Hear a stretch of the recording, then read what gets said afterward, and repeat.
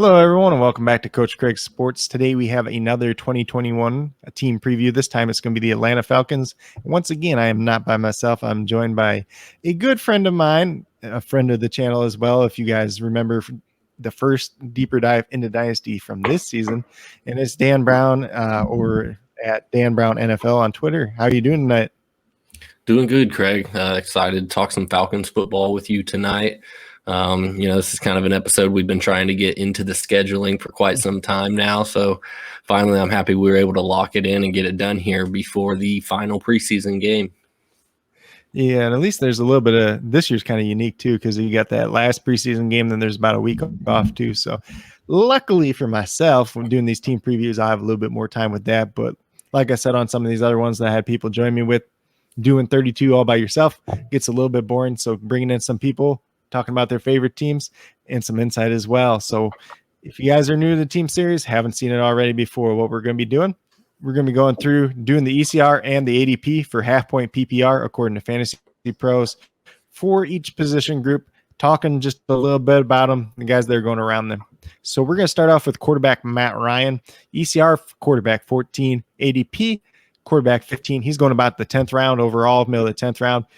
Some guys he's going around is a pretty good group of rookie quarterbacks. We got Trevor Lawrence in there, Justin Fields. Then we got some other guys that are a little bit safer quarterbacks. We got Baker Mayfield and Kirk Cousins there. So we talked a little bit before the show. Don't have as much redraft rankings done yourself. So maybe just a little bit about Matt Ryan, what you expect from him this season, and then kind of how he compares to those four other quarterbacks.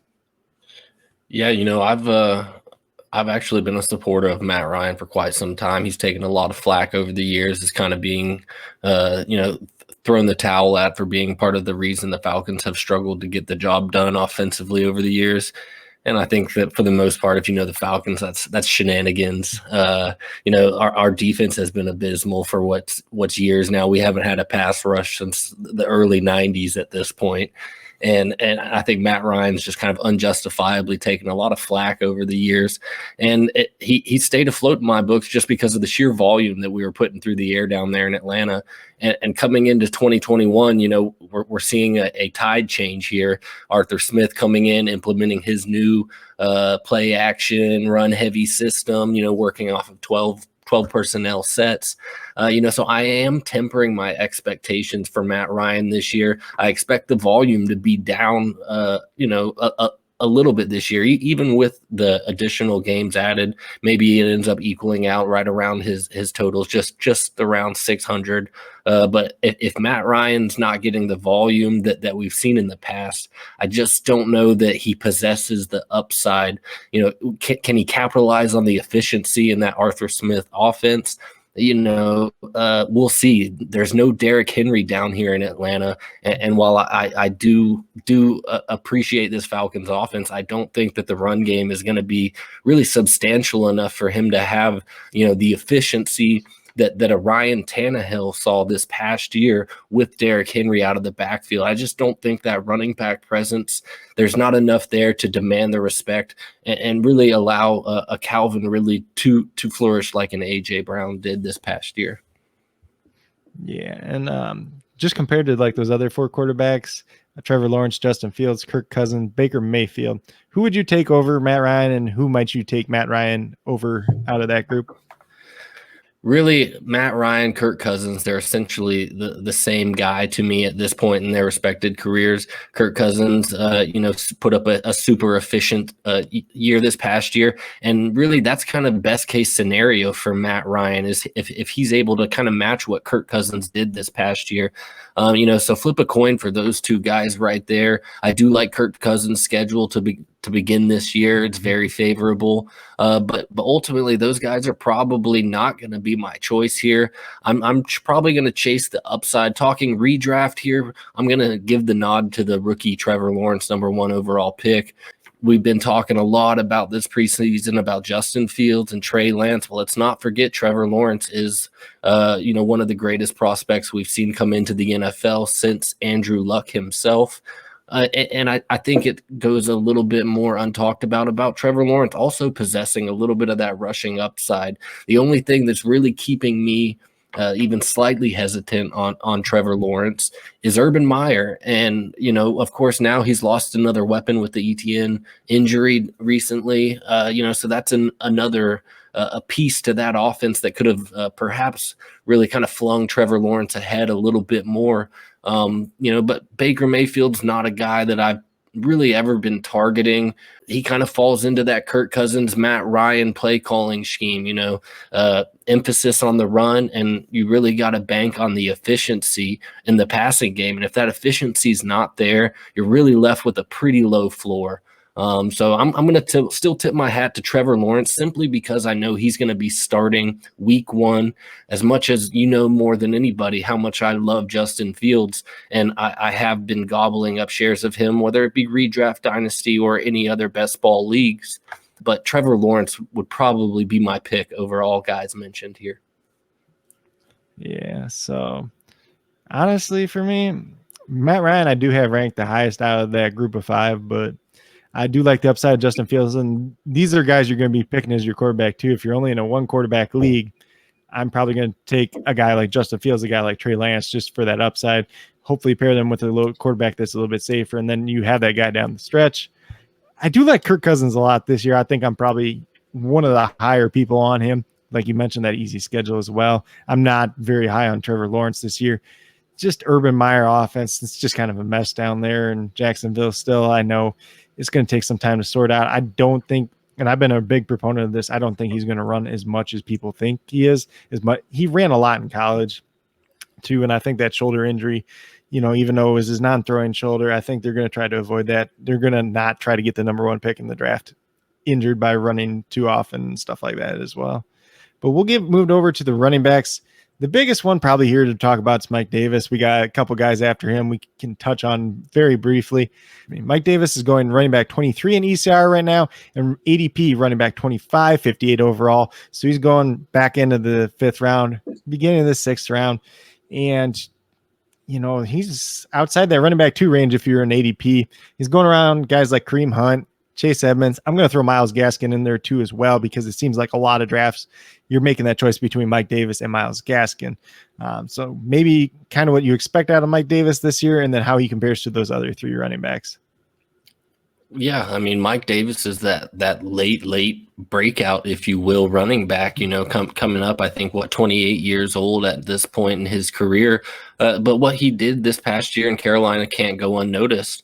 He did everything that the Panthers could have asked for him as far as stepping into the shoes of Christian McCaffrey. And so I think he was well-deserved, does have an opportunity to, take full advantage of this backfield here in Atlanta that has proved to be lucrative in years past, and coming into a friendly system now with Arthur Smith being the head coach. I think Mike Davis is going to get all the volume that he can handle down in Atlanta. And I out of all the guys going around him, he's probably feels the safest to me out of these guys. So depending on what you've done roster construction, if you've straight punted the running back position to this point and you're locking up your RB1, Mike Davis is definitely the way I'd lean. But if you're more like me, and you probably would already have 2, if not 3 running backs on your team before this decision ever comes about, this is the area that I'm hammering wide receivers right now, in the 4, 5, 6 rounds. So I've honestly, I haven't been faced with this decision very often, just because I've been sticking to my strategy of coming out of the top 3 rounds with my RB1, my RB2, and one of the top 4 tight ends. And I think Mike Davis, he's kind of one of those guys, like you said, out of these kind of guys in that area, I think he's probably the best of the bunch. And if you're going to be one of those people that grabs an elite tight end early, if you're going to grab some really good wide receivers early, if you're going to kind of punt the running back position down a little ways, getting Mike Davis in the 5th round, I don't think that's bad by any means. He's pretty much the guy here. There's some guys behind him, but they don't have a whole bunch of NFL success or experience even. And he's just the best of the bunch at this point. I know we talked about, you kind of touched on the breakout age, last year for him in the NFL. He's 28 years old now, but we did see some flashes in Seattle from him before. He's kind of been a guy that dealt with some injuries too. So after Mike Davis, who would be the guy in this backfield that you'd want this year? Obviously there's Quadri Olson, there's Deontay Foreman, who's never been the same after his Achilles injury with the Texans, rest in peace. And then we got Caleb Huntley here. I know brother Matt loves him, but he's not very good. And then we got, the wide receiver convert, Cordell Patterson, who's actually gotten a decent amount of buzz in camp. And it's always the same with Cordell Patterson. Every team that gets him, they're like, oh, we're going to use them this way and that. And we've seen Matt Nagy try to do it, and it just never pans out. He's never going to be something consistent that you're going to want to plug into your starting lineup, any given Sunday. Quadri Olson is probably who I'm going to give my nod to as being the number 2 behind Mike Davis as far as running back carries go by end of season. I think he does kind of fit this offense a little bit better, being a little bit bulkier of the back. I wouldn't be surprised if they try to kind of, pound him a little bit more, take a little bit load off of the aging Mike Davis, and not really try to overwork the 28-year-old at this point, with the extended season built in. Mm-hmm. I wouldn't be surprised if Mike Davis, gets the bulk load of the carries. You might see a little bit of Quadri Olson on short yardage, maybe a little bit of goal line too, which kind of hurts Mike Davis a little bit there. Mike Davis was pretty good at pass catching last year, but you could see a little bit of Cordero Patterson there too. But I think those are probably the 3 guys. Like at this point, do you see them bringing anybody else in depending on who gets cut? Obviously, Sonny Michel was kind of a name, but obviously he got traded to the Rams. If you guys haven't already heard, I did a video about that yesterday, so be sure to check that out as well. But there's definitely a slew of guys that could get cut, and maybe they have their eye out on somebody at that point in time. Yeah, and it's kind of like you and I alluded to earlier. It really just depends on how they want to end up building out this 53-man roster. Where do they want to have depth? Is it at the tight end position, which we know Arthur Smith is fond of, and running backs, so I think they're definitely going to have, probably 4 running backs on this 53-man roster, and that banks on special teams too. Does the bottom guy also contribute in other factors that can kind of give Arthur Smith the depth he's looking for without losing those special teams reps? Mm-hmm. And I think when you touch on like that 4th running back, if it's Cordero Patterson, he's got that running back, wide receiver, kick returner versatility as well. He also plays on special teams as, like a gunner and stuff like that too. So that he covers a lot of hats with one roster spot, if nothing else. But we'll get moved over to the wide receivers, and we'll start off with probably one of your biggest guys on the team. That's Mr. Calvin Ridley, ECR wide receiver 4, ADP wide receiver 5. He's going 21 overall. So towards the back half of the second round, but I've seen him go close to the turn in the beginning of the second round too in some drafts. So it just kind of depends on who you're drafting with. Let's just put it this way. If you were going into a draft right now, I know you don't have quite the rankings there, but which wide receivers would you draft ahead of Calvin Ridley in a redraft setting this season? Probably only be about 3 or 4 of them that I would take ahead of Calvin Ridley this season. Devontae Adams, Tyreek Hill, Stephon Diggs are my surefires. I could talk Calvin Ridley into that number 4 spot, if you got a few minutes. But other than that, that's pretty much, those are the only 3 guys that, I'll tip them my cap to here before we dive in any further on Calvin Ridley. Yeah. So I think you're pretty much right on the spot there. I think you get to that 4th wide receiver, and then your debate is whether you want DeAndre Hopkins or Calvin Ridley at this point. And I think that's the debate a lot of people face this season. I don't know, if this is a thing on most of these shows, but I kind of have a little something spicy here for Calvin Ridley here for 2021. If you want me to drop it right here on this show. Yeah. What you got? All right, Calvin Ridley, selected with the 26th overall pick in the 2018 draft, has blossomed nicely, improving his stats in all facets each of the past 3 years. Per PFF, no other receiver had more deep targets, 36, or deep receptions, 16, in 2020 regular season than Calvin Ridley. Only DK Metcalf had more total yards on passes of 20 more air yards than Ridley's 475, which tied him for second with Kansas City's Tyreek Hill. The lead wide receiver for the Falcons has been a top 5 fantasy option for a decade under Matt Ryan, and the departure of Julio Jones has left the throne wide open for Ridley to sit pretty as the wide receiver 1 in Atlanta, with no formidable talent behind him on the depth chart. Falcons enter 2021 with 213 vacated targets, 1,173 air yards, and 10 red zone targets. And my hot take here for you for 2021 for Calvin Ridley is that Calvin Ridley will break the Atlanta Falcons single season reception record set by Julio Jones in 2015 with 137 plus receptions. So you got him over 137 receptions on this one? Yes, sir. Yeah, that's a pretty good one. I want to look up and just see what I had him predicted for just because of that. So I know you mentioned those deep ball targets or the deep ball stats too.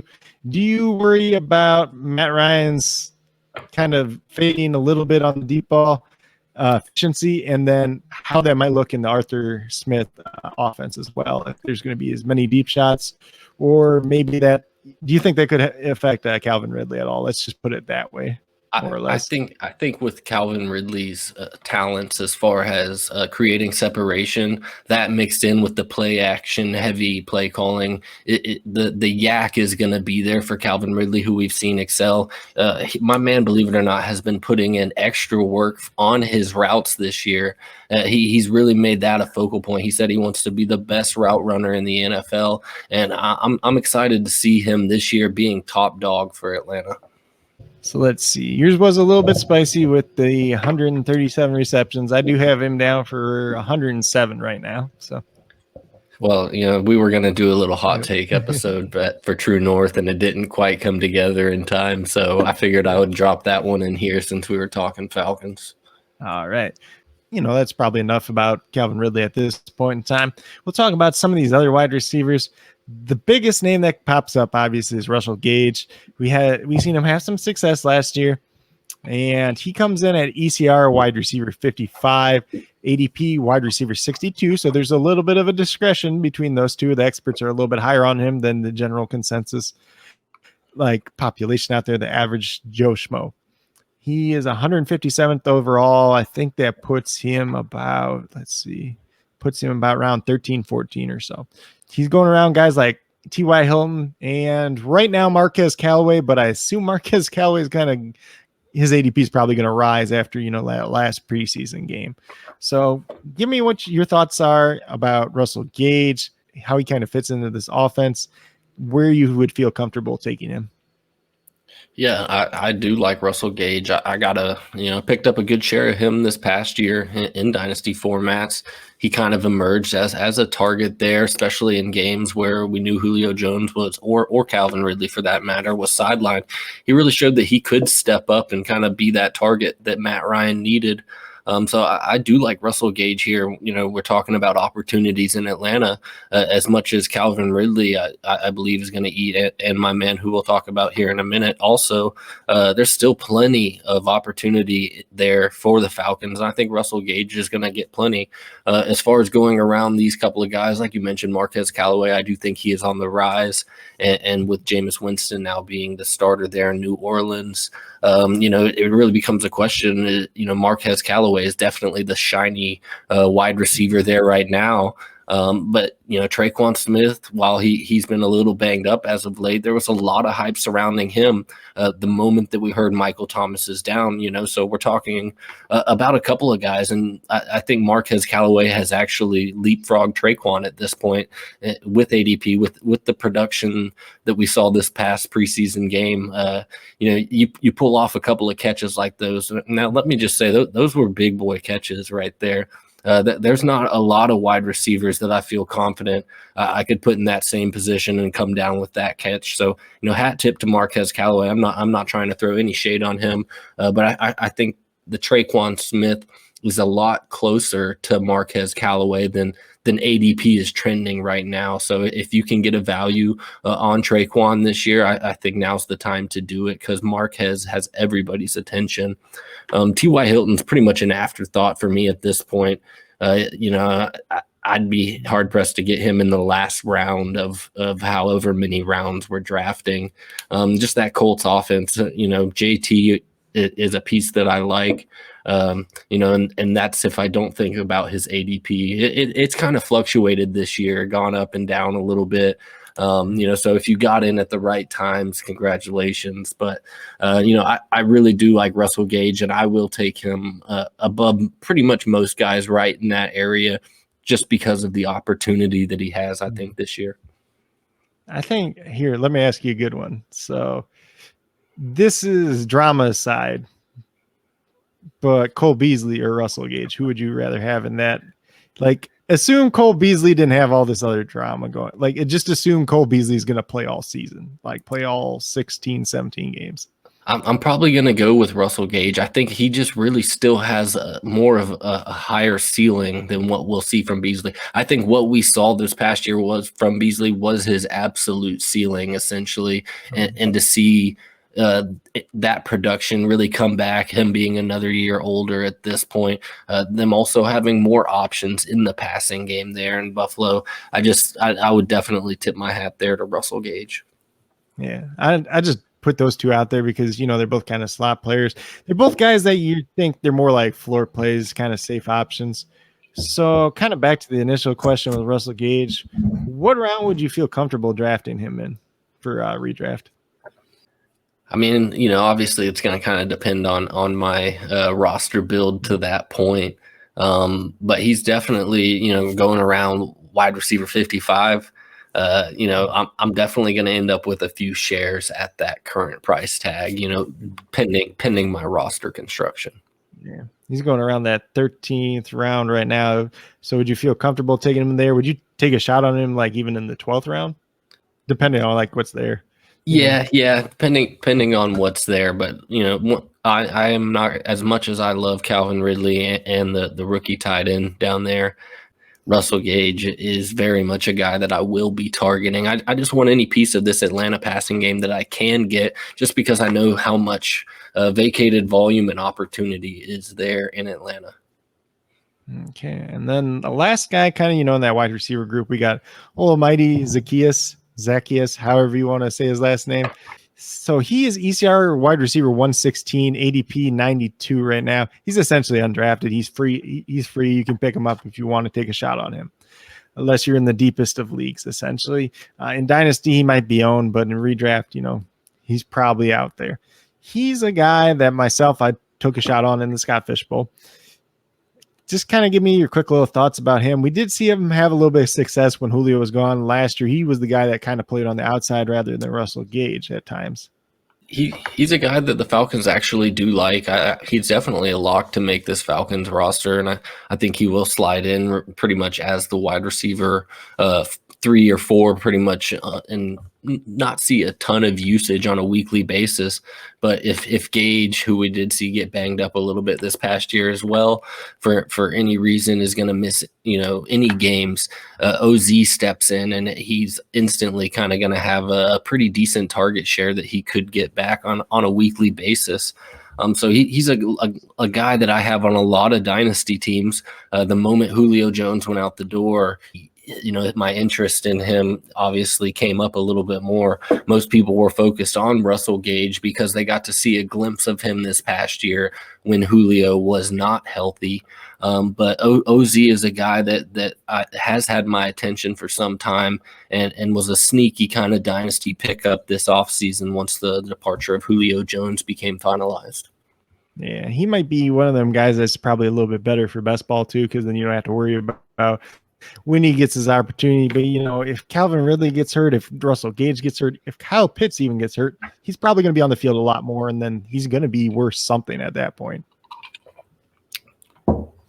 As far as the guys going right around there, we got a couple here, Kiki QT, Byron Pringle, Deshaun Jackson.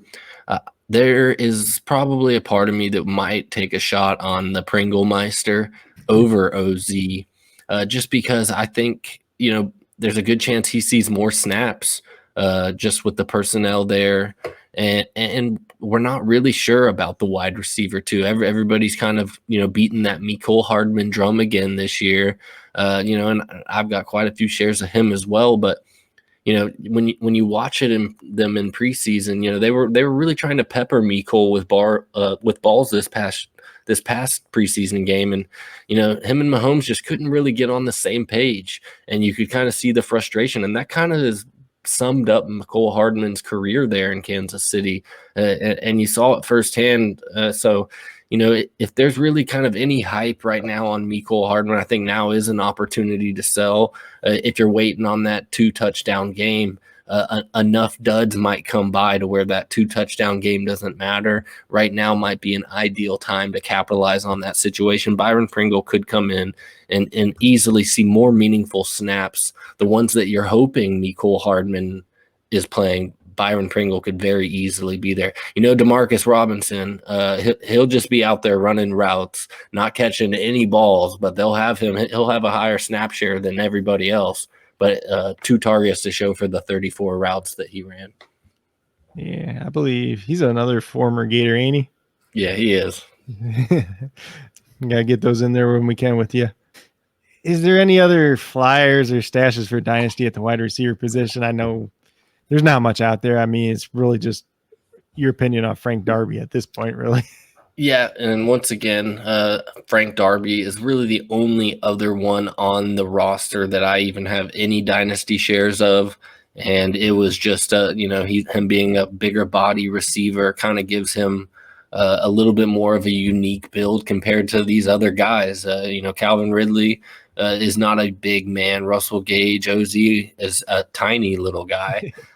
So Frank Darby just kind of being that big body. Obviously Kyle Pitts is going to be the A1 big body there for the Falcons, but I do have a couple of shares of Darby just simply because he is more of a unique wide receiver for the Atlanta Falcons that once again has a lot of opportunity up for grabs. Mm-hmm. Like you said, kind of with that bigger body, he's kind of like the tweener. He's not the super big wide receiver, but he's not the little guy either. He's kind of like an awkward guy. He got a little bit better draft capital than I expected, when I was going through the pre-draft process and everything like that. So that's the reason I was a little bit interested. I had him myself a little bit. We'll get moved over to tight ends, though.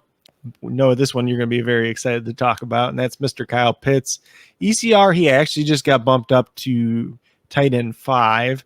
ADP, he's at tight end 4 already, and he's going 47 overall in ADP, so that's the back end of the 4th round.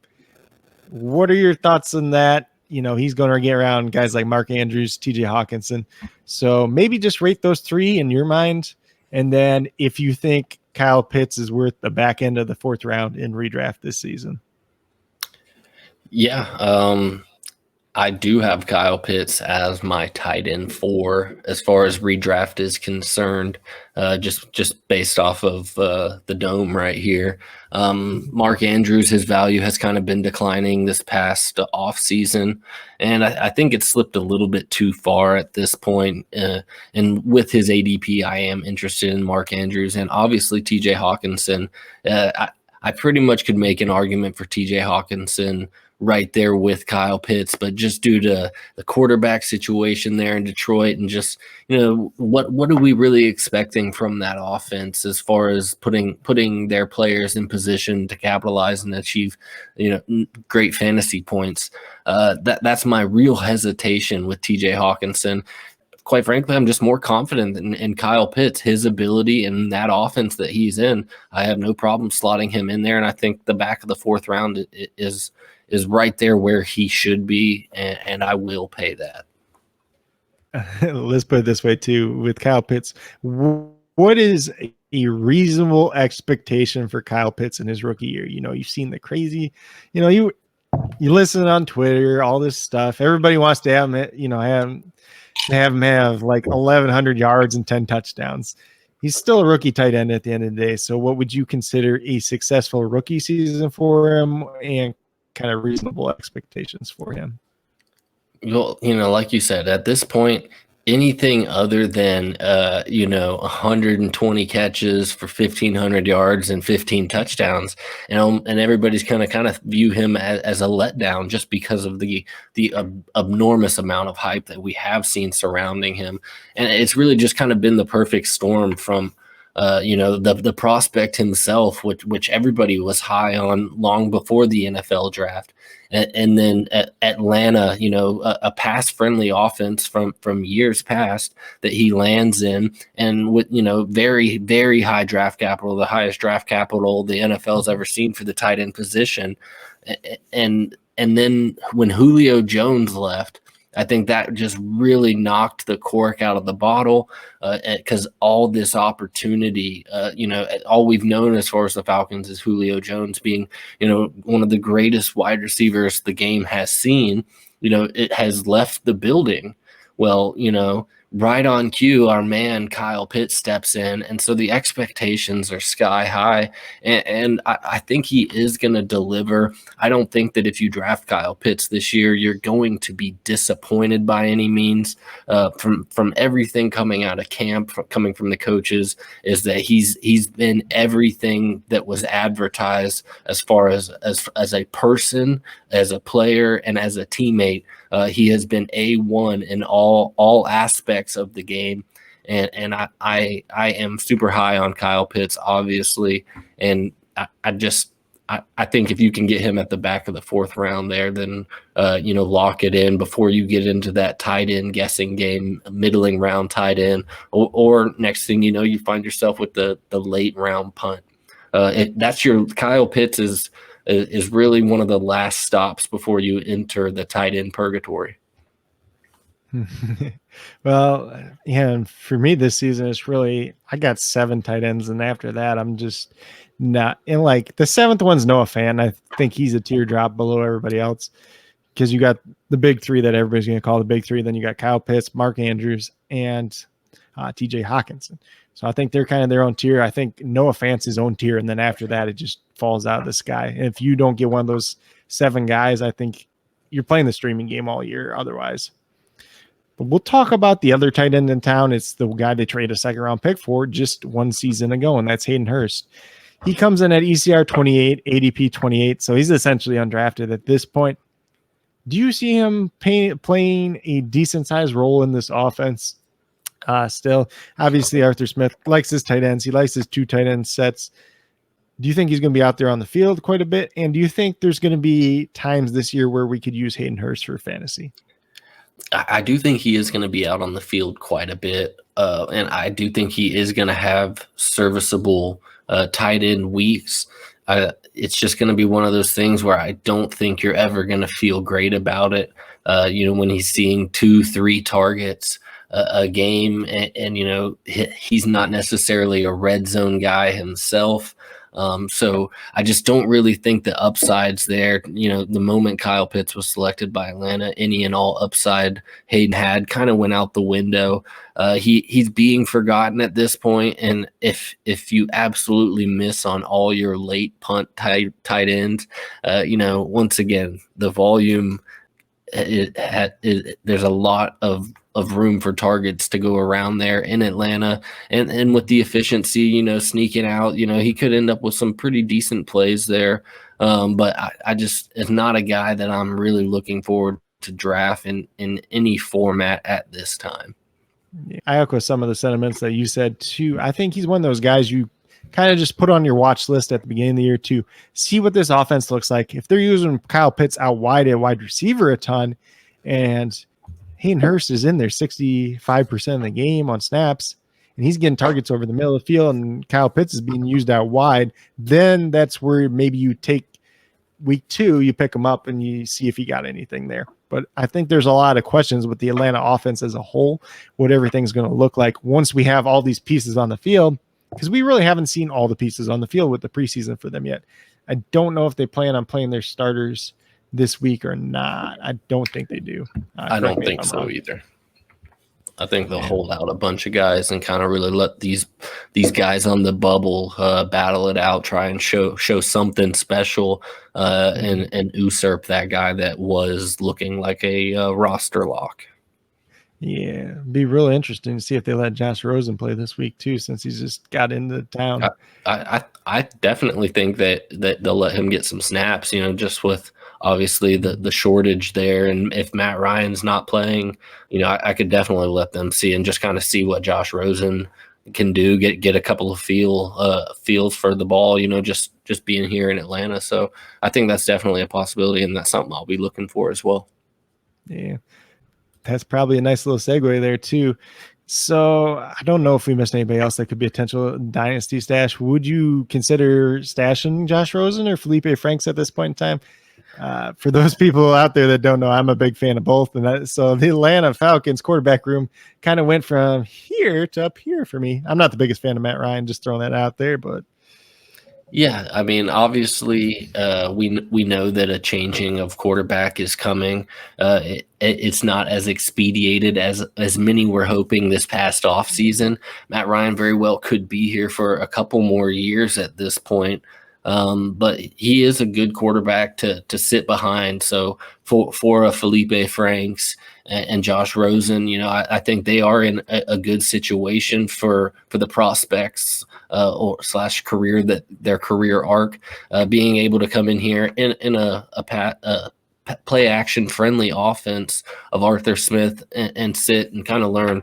I've been watching a bunch of videos and stuff out of Falcons training camp, and I mean, Matt Ryan, you just can't deny the leadership and that he does show to these guys. If you watch some of these clips, just how he's talking to these guys, you can tell he wants each one of them to succeed, and he wants them all to buy in, and that's just a mentality that can be contagious. So having that in your locker room and having a guy like that to sit behind and really learn from as you try to take the next step in your NFL career can pay dividends. So, I hope Josh Rosen does turn it around. Nothing would make me happier than to, all of a sudden this guy has a couple of things really click and he's playing meaningful snaps again in the NFL. Yeah, definitely. And I think the talent's not the question with Josh Rosen or Felipe Franks. Felipe Franks has all the tools in the world.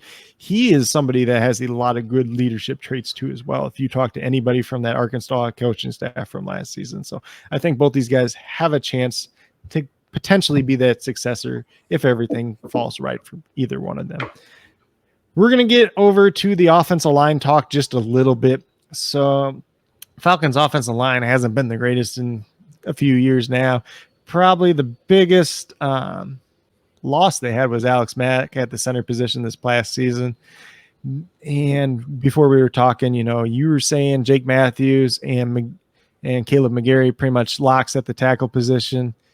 I think Matt Hennessy's probably a lock at the center position at this point in time. Would you agree with that? Yeah, I do agree with that. And then we're kind of looking at those guard spots. We got Josh Andrews here, Chris Lindstrom, that was a former first-round pick as well. Drew Dahlman, who they did draft, that was a center at Stanford, who's a little bit undersized, but he's been playing some guard as well. Willie Beavers has kind of been the talk of camp about the offensive line for some reason. He's, this is like his 4th year in the league. He's never actually played in a game. So it's really interesting to see, kind of him getting that buzz. Jalen Mayfield, obviously the 3rd round rookie out of Michigan this past season too as well.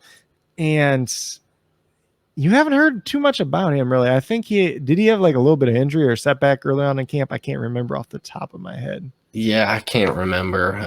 There's so many injuries going around that offensive linemen are low on my radar. Mm-hmm. Most teams kind of keep 9. So we're looking at probably Jake Matthews, Josh Andrews, Matt Hennessy, Chris Lindstrom, Willie Beavers, Caleb McGarry, Drew Dahlman, Jalen Mayfield, and then probably Jason Spriggs as that last guy there, kind of experienced tackle. Not the greatest talent in the world by any means. If I remember correctly, he was drafted pretty highly by the Packers, kind of flamed out there, played a little bit with the Bears as well. So that's kind of a quick overview on the Atlanta Falcons offensive line. Not as in-depth as some of these other teams that have done, but we kind of know what we got with the Falcons offensive line. It's just kind of these guard spots that we're looking for at this point in time. But with that being said, do you have any other final thoughts on the Falcons? Yeah, that's just to temper expectations for this offense year one with the new system. You know, I love the Atlanta Falcons, and if I thought that they were really a contender to make any type of serious push this year, I would be all about it. But I don't think that's the case. I think they're kind of going to be a middling team that's really just trying to find themselves with this new system. So as much as I love Calvin Ridley, love Kyle Pitts, I think we do need to temper expectations as a whole for the Atlanta Falcons in 2021. Yeah, that's well put, and that's why you're a good guest coming on for the Falcons too, because you have realistic expectations. You know, I'm a Texans fan. I like to have realistic expectations. I think everybody that I brought on this channel has realistic expectations on their team. It's not like they're a super fan. I think their team's going to win the Super Bowl every year. They come in with reasonable expectations. They understand their team very well, and that's why I brought on the people that I have as well. So before we get out of here, you know, anything else that you'd like to plug? Yeah, I just want to do a shout out to Sons of Dynasty.